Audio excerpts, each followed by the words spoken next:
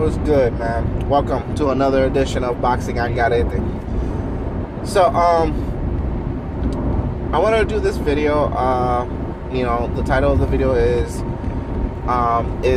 Terrence Crawford pound for pound the number one pound for pound? So, the reason I want to make this video is because over the last few months, there's just so much talk about the Terrence Crawford versus Errol Spence fight being made, and then why it's not being made, and Terrence Crawford is the best, and and this and that. So I kind of wanted to talk about just a few things that I have on my mind about that subject. Number one, I'm a big believer of boxing is what have you done for me lately. Alright?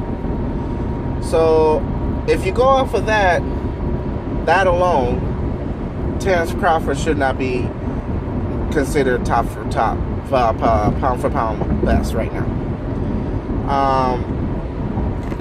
His last few opponents have been low caliber.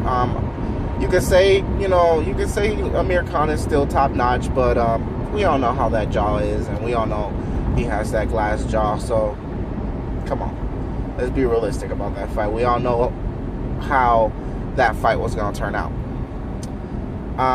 His next fight supposedly is supposed to be against the Mean Machine. That's another soft job. Then we had the Benavides. He's also a decent fighter, but he was fighting with one leg when he went into that fight, and he still lasted Crawford the 12 rounds. It took Crawford 12 rounds to get the knockout. So off of those performances alone, and then you got the Jeff Horn one too, which we all know.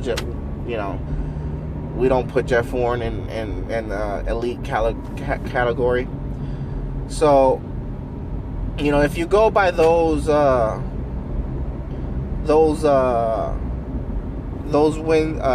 fights alone, then in my opinion, he's not pound for pound best. Basically, the debate has always been Terrence Crawford and Lomachenko.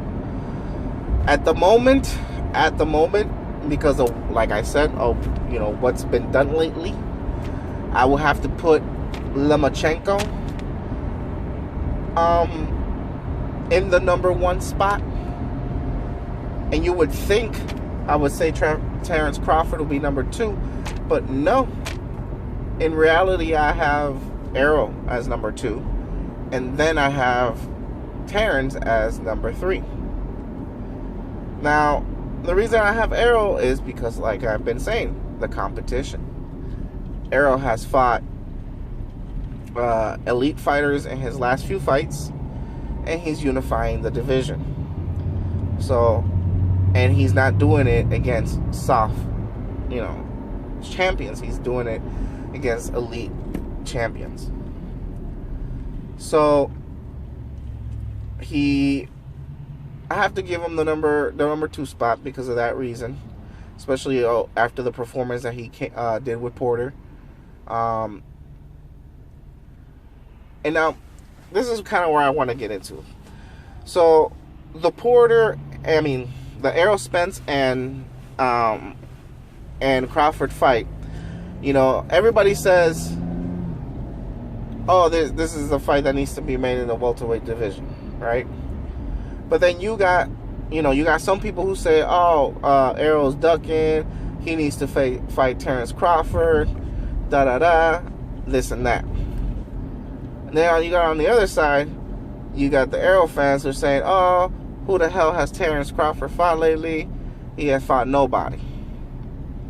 But then, this is what I find hilarious, and I hear this so much, is that in that same sentence where they say that Terrence hasn't fought anybody to deserve an Errol Spence fight, they still rate him pound for pound best. I don't get that. I don't get it. I just don't get it. Like, how are you going to rate someone pound for pound best, but then at the same time say he has not earned the Errol Spence fight, that he needs to fight better competition. I need someone to please explain that to me, because I just don't get it. Now, I've heard, people say, well, I judge the pound for pound, because of the skill sets and all this and all that. But now I ask you this. If you go off the skill sets, wouldn't it be better to have those skill sets be put to a good task and put to a good test to see how those skills, how those skills do against a test like that, to determine if that person is the best pound for pound?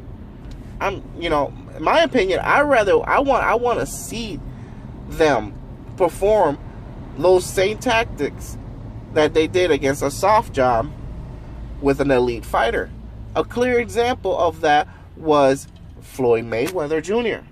Floyd Mayweather Jr., the reason why we called him the pound for pound king for the longest was because he has the reputation of making elite fighters look ordinary, look like, B, C class fighters.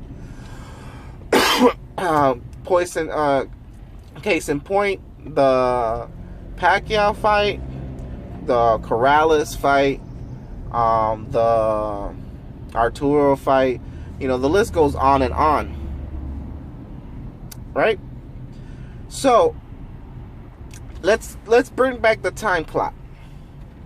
When Terrence Crawford was at 140, there was no one who could tell me otherwise when Terrence Crawford was at 140 that he was the pound for pound best fighter. No one. I would have the harshest debates with people if anyone would try to say that Lomachenko was number one or Errol or anybody. No. When Crawford was at 140, he was the pound for pound best. Why? Because he was unifying the division, and he, in one occasion, I recall, if my memory doesn't fail me, he did what Floyd did. He made, elite fighters, or at least the people, at least the fighters that people thought were elite fighters, look ordinary. Fight what I'm talking about is the Pascal fight. He did a great job in that fight, and it was a great fight. He was a great opponent. He was like, at that time, he was the boogeyman, kind of like at the 140 pounds, and Crawford came in and schooled him. So, at 140 pounds, a couple years ago, yeah, Terrence Crawford, hands down, pound for pound. Terrence Crawford at 147, nah. He drops down to at least third place. Because, to my opinion, third or even fourth. Because, I need to sit down and really analyze a few things. Because another thing that I kind of want to bring in intuition, and I know I should just make a whole different video about it, but I'm not. I'm just going to add it on here. Is Wilder, the heavyweight champion of the world. If you look at most of the pound for pound lists, I don't even think he's on any top 10 or top 5 lists. Why? He is the longest reigning heavyweight champion of the world. He has been fighting top-notch competition after top-notch after top-notch. A lot of people are going to be, oh, what about that Brazil fight? Hey, that was just fucking mandatory. So, well, you can't criticize that. The man earned the shot. He has to give him the shot. It might not be who you like, but the man earned the shot. Says more than a lot of other heavyweights who have not earned the shot and come and get a title shot. Tyson Fury. But he doesn't get mentioned. in the top for top, pound for pound kings. I personally feel that he should be in the top, at least in the top 5 in the conversation. The top 5, definitely.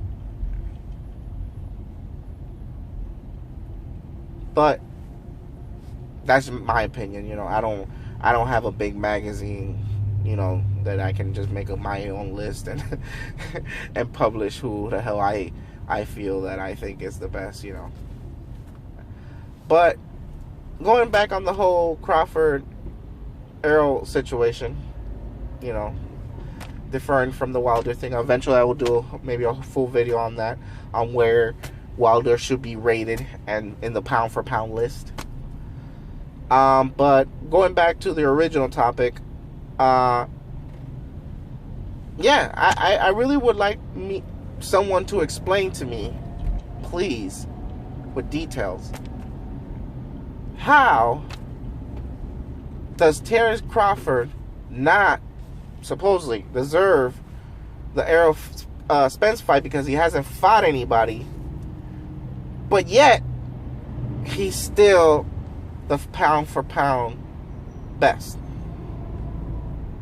Like, that needs to be explained to me, because I don't get it.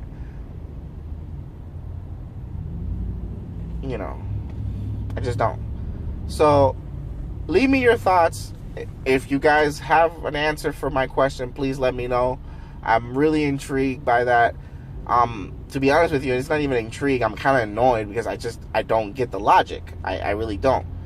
So, but leave me your comments. I really appreciate all the support, and especially all the people that keeps me in check. Appreciate you guys. But yeah, leave me your comments. Let me know what you guys think. Who even drop me down a list of your top 5 pound for pound fighters. I would love to see that from you guys. And yeah, I would love for an answer. From anybody, please, just explain that to me.